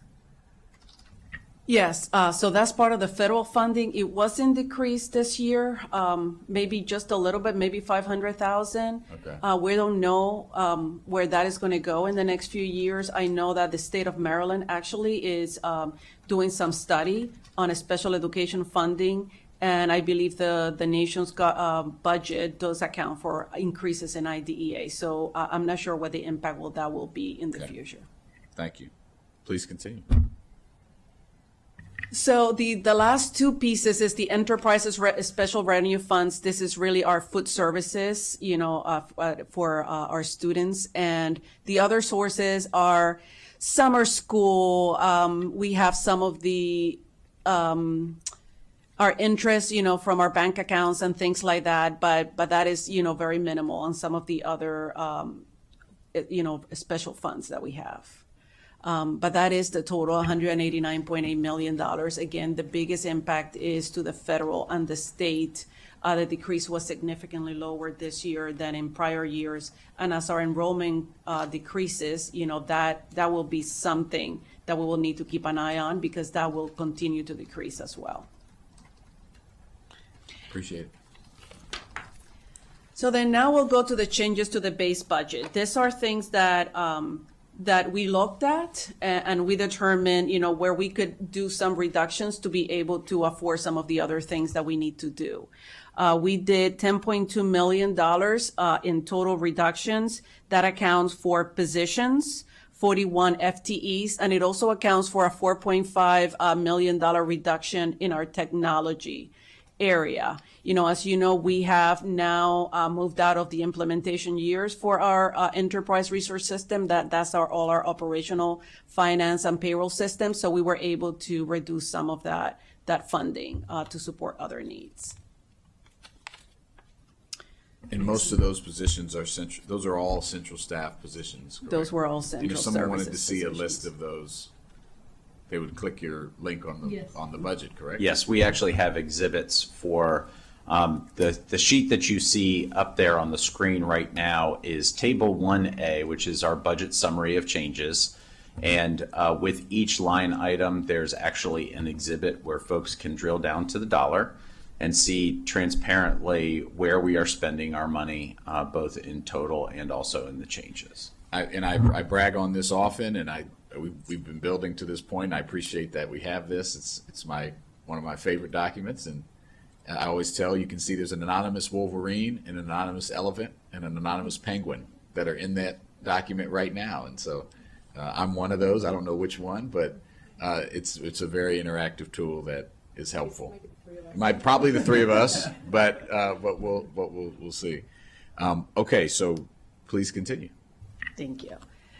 So now we're moving to the non-discretionary items, keeping the lights on, like we mentioned, and in here, the first thing that you're gonna see is compensation, right? We are a people's business. 89% of our budget is for employees' compensation and benefits, everything associated with their benefits. And 78% of the FY 2027 budget increase is related to those salaries and benefits, as you know. The next one. Could you hold on 1 second? My colleague made a point, and I think I'm seeing what she's saying here. So when you go to the reductions, it's supposed to Exhibit 2. It directs you to the organizational charts, but it's not as easy to view as maybe one would want. Yeah. So just to note, because you can't really tell. It directs you to a chart, but you can't tell what was there and what was removed. And I think we might want to. We will look at that exhibit. Make sure we add that level of detail. I know, obviously, we've heard, for example, I know that some of those are some of the support services in the 16. No, that's actually not part of it. So yeah, maybe let's talk about this for a second. So could you just go over what these positions are right now? The 42 positions. Yeah, yes, because right now when you click that link, it goes to the superintendent of schools, and I think it probably displays the chart as after the changes, I'm assuming. So you'd have to take the other chart and compare. So. Well, because as you go through the other exhibits, they're also listed here, but we'll update that to make sure that it's covered. I think some of it is clerical support in central offices. The offices did look, at their needs, and they made some of those reductions. There were some supervisor positions around special education because they are reorganizing their area for a different model to make sure that they're supporting the schools, the best way possible.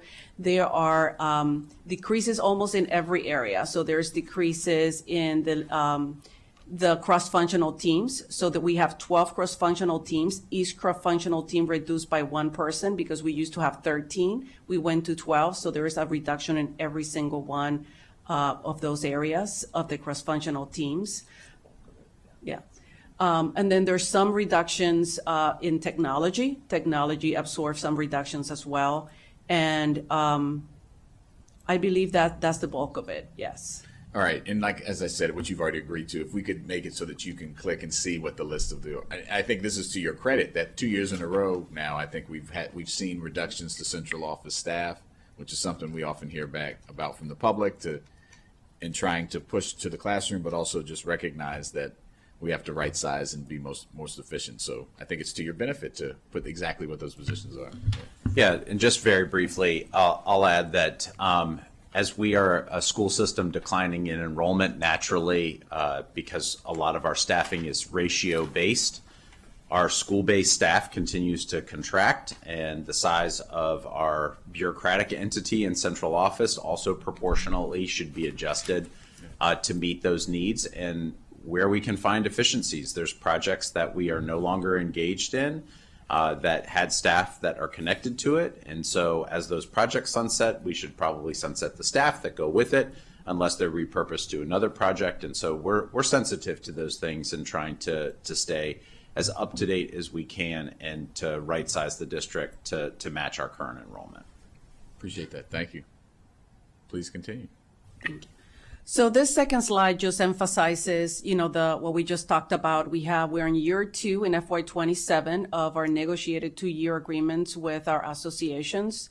The bulk of it is $189 million that are required for salaries and step increases and longevity.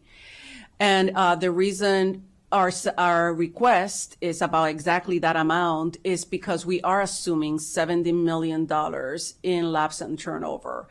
We didn't make any change from FY26, but we do need to start decreasing that lapse and turnover over the next several years. It's going to be extremely important for us because as our student population is decreasing and we're decreasing the number of employees, the number of vacancies that we have are less and less. And not only that, our Human Resources and Talent Management Department is doing a really good job making sure that those positions are filled. So really $70 million in lapse is extremely high for us right now. So again, just very briefly, I want to reemphasize how terrible of a financial decision it is to carry this high of a lapse and turnover number. We staffed our schools at over 99% to start the school year last year in terms of our fill rate percentage.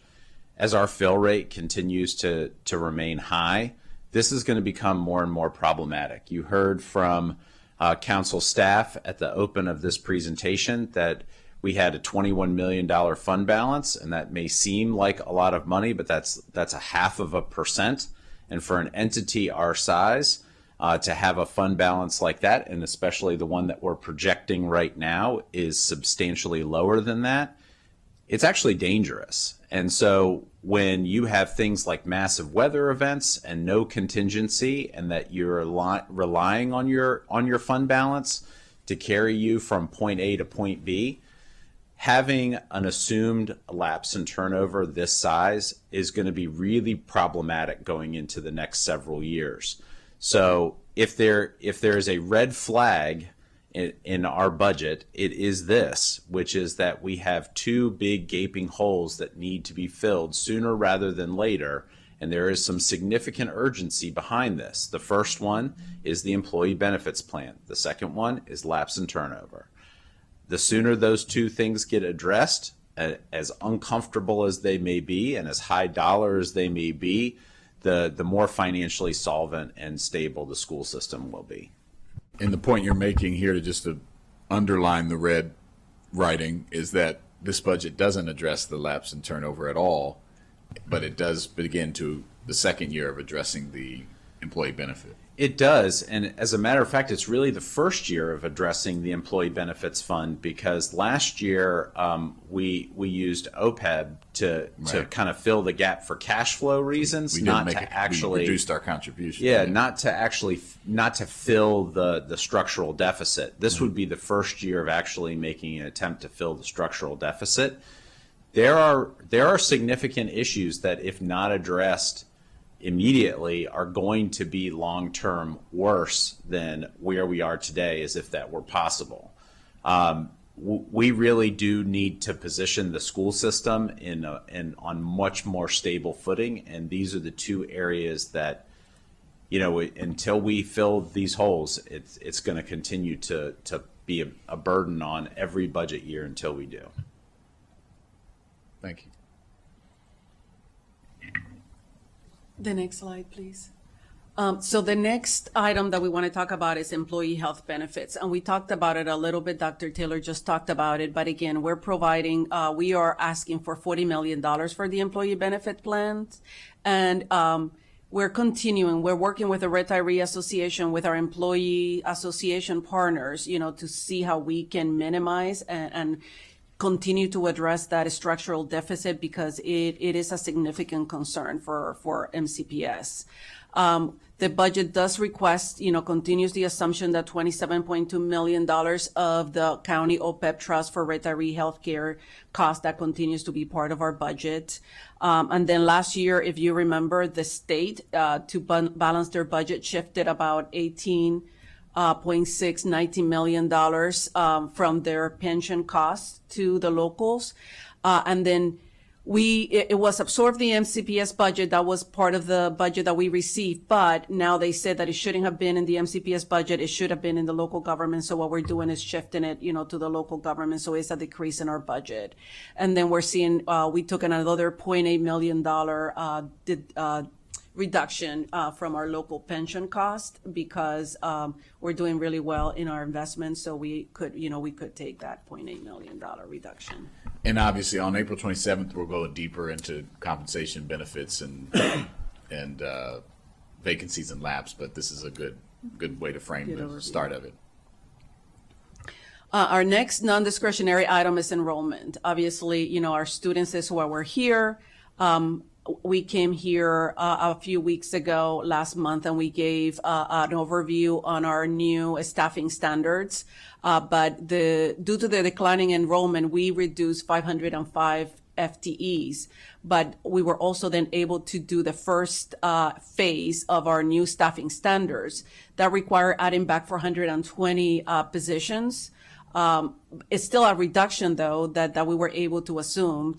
And this is starting the class size reduction, being able to make sure that our schools are staffed in the different tiers, accounting for our farm students, accounting for our special education's EML. So as part of that is new staffing standards.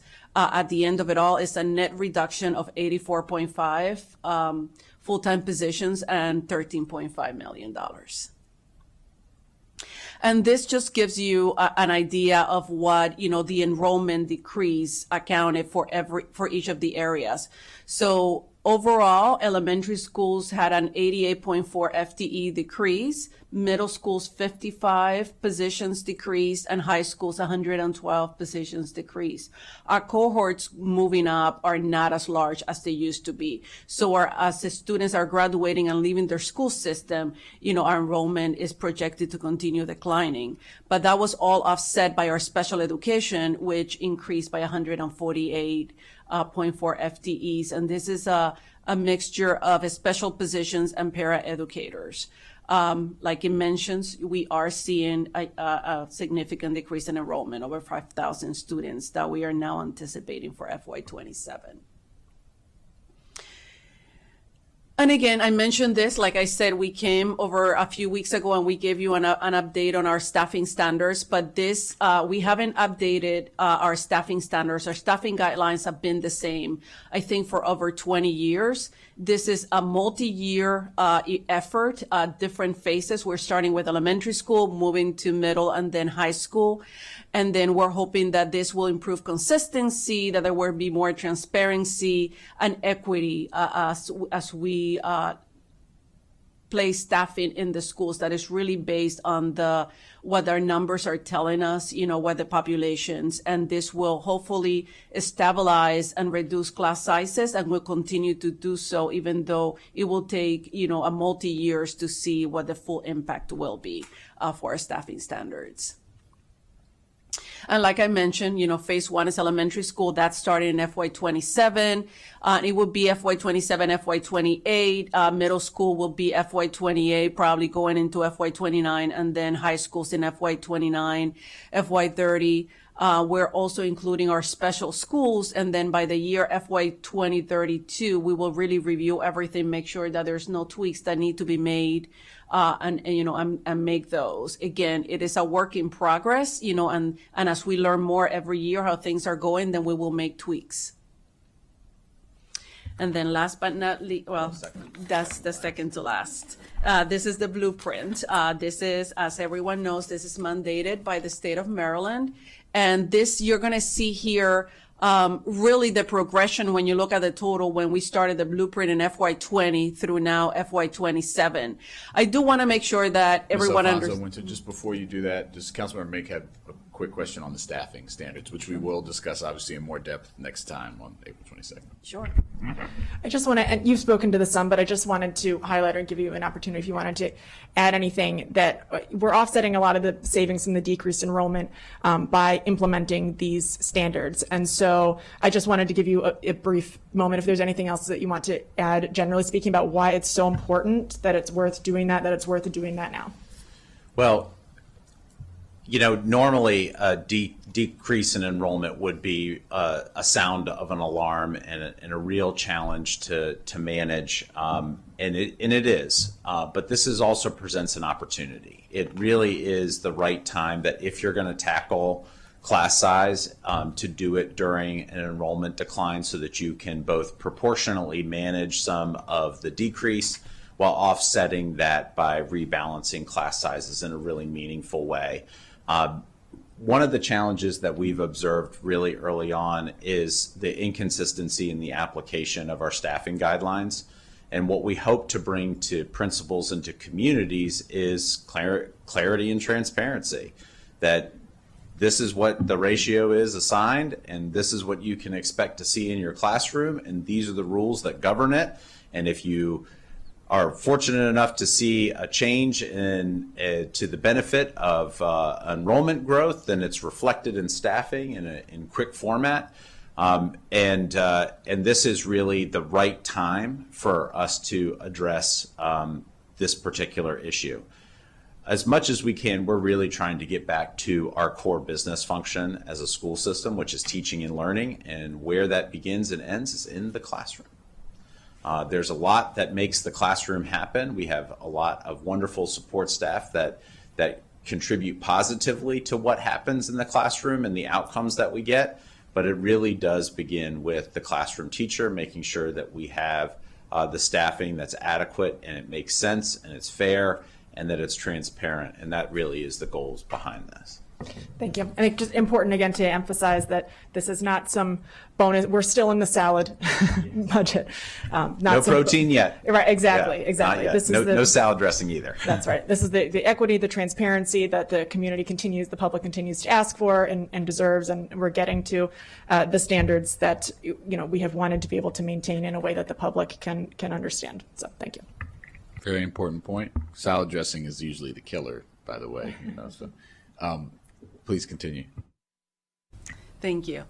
So like we were talking about in terms of the blueprint, starting in FY20, I do want to clarify before we go into the 5 pillars that this number, $60 million, does not account for the salary increases required by the blueprint. As you might know, the blueprint require for every new teacher starting salary to be $60,000 by July 1 of this past year. So that this does not account for this. This is specifically, those programs and pillars listed there. So early childhood education, that's our pre-K expansion. We are having a modest expansion, but nevertheless, continue to make that move forward. 8.1 positions, 936,000, and a total to date of a $20 million investment. Pillar 2, this is our career ladder. We are investing a little bit this year, starting our career ladder for educators. These are the team leaders. We're doing it. We're starting with 5 teachers at 5 schools or 3 schools, I believe. 2 schools are getting 2 positions. But this is just dipping our toes into that for this year. But this will have to continue expanding per the blueprint in the future years. Total investment is $6 million. College and career readiness. These are dual enrollment, AP and IB. As you can see, that has a high cost. Our dual enrollment students, we do have a high number of students that are taking that opportunity for dual enrollment. The more resources for students to be successful, this is specifically what's listed here, our community schools. We are getting another 3 community schools that have been identified by MSDE for FY27. It requires an 8.8 increase because it's not only the amount that the state is giving us, but it requires a local contribution. There's probably going to be more FTEs to that, but we don't get that information until late in January. So the community schools are looking to how they're going to spend that money, and we will have that final information in the final budget. And then governance, we're not adding any additional funding for that, but it's about $375, the total enrollment for the total commitment for governments. And I'll stop there. Councilman Evans. Ms. Alfonso Windsor, can you remind us how many community schools are there? They're like 80? This will make it 80. Okay. Yes. Okay. So then next we'll go to the discretionary expenses. And although they're listed as non-discretionary expenses, these are the items that it's more than just keeping the lines on. This is what will help us move the needle forward in a lot of ways.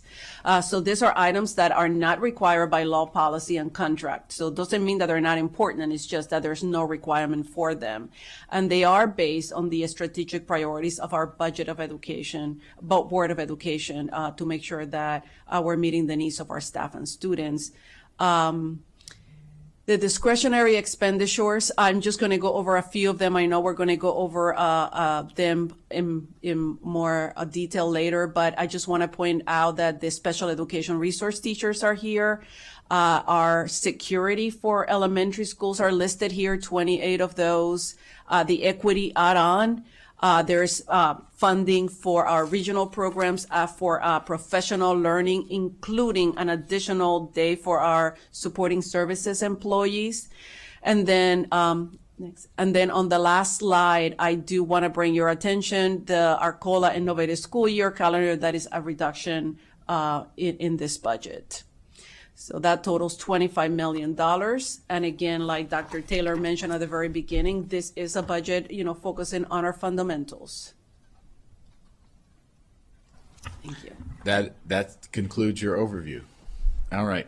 And we went over the fund balance situation, which I just want to bring up again. Ms. McGuire and I have dealt with this for many years in her previous role, and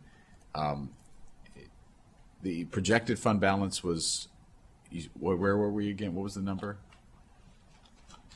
20 million? That was last year's. Okay. So we started with 21 million, and now we're projecting about 5 million. As you know, we've had several, the winter weather event, was a substantial. Yeah, how much that cost us? 45 million. How much did it cost you? Significantly, about 10 to 12 million dollars between adding the 1.5 days of instruction that we had to add, the cost of removing the snow, the emergency personnel, utilities, even though it wasn't necessarily due to, the low temperatures, that resulted in about $4 million more in utilities than we were projecting. And obviously we have, the gas price increases right now that it's potentially going to be an additional $2 million just for the last few months of school. And it could, if it gas prices keep increasing, it could be substantially more. Got it.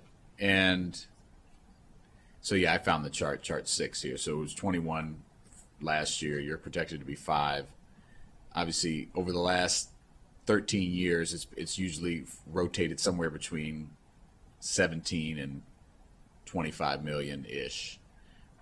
Just could you talk about, since this is the day we're supposed to talk about this, what do you see as the, obviously 5 million I know you think is too low. What do you think that this needs to be going forward based on how you're trying to manage the budget? Generally accepted accounting principles would suggest that an organization our size have a fund balance of at least 1%. So that would be just short of 38 million would be a normal fund balance that you could carry over and use for one-time expenses when you need them. And in FY16, it was 38 million for a couple of years. And that's a healthy and appropriate fund balance. Below that is an unhealthy and dangerously low fund balance. And you just talked about 2 examples or 3 examples: the fuel cost, the storm. I'm sure there's others that some things you could need to tap into.